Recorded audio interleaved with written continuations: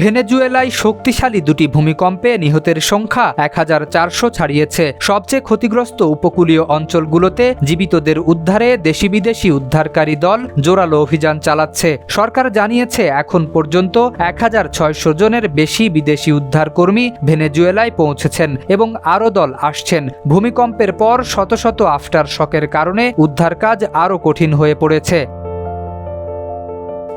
সবচেয়ে ক্ষতিগ্রস্ত লা গুয়াইরা ও রাজধানী কারাকাসের বিভিন্ন এলাকায় স্বজন, স্বেচ্ছাসেবক ও উদ্ধারকর্মীরা ধ্বংসস্তূপে আটকা পড়াদের খুঁজে বের করার চেষ্টা চালাচ্ছেন। তবে অনেকেই অভিযোগ করেছেন ভারী যন্ত্রপাতি ও সরকারি সহায়তার ঘাটতি রয়েছে। অনেক পরিবার এখনও নিখোঁজ স্বজনদের খুঁজে বিভিন্ন হাসপাতাল ও উদ্ধার কেন্দ্রে ছুটে বেড়াচ্ছেন।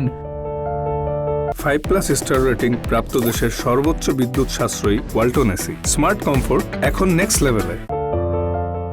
ভূমিকম্পের পর আফটার শক আতঙ্কে অনেক মানুষ ঘরের বাইরে খোলা আকাশের নিচে রাত কাটাচ্ছেন। অনেক বাড়িঘর আংশিক ক্ষতিগ্রস্ত হওয়ায় বাসিন্দারা সেখানে ফিরতে সাহস পাচ্ছেন না। কর্তৃপক্ষ জরুরি উদ্ধার কার্যক্রম নির্বিঘ্ন রাখতে লা গুয়াইরায় সাধারণ মানুষের প্রবেশ সীমিত করেছে। একই সঙ্গে বিদ্যুৎ সরবরাহ ধীরে ধীরে স্বাভাবিক করা হচ্ছে।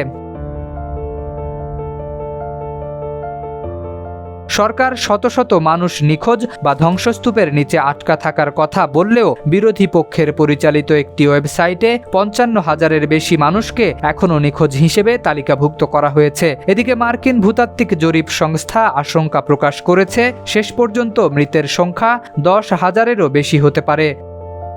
শরীফ উদ্দিন, ইত্তেফাক নিউজ।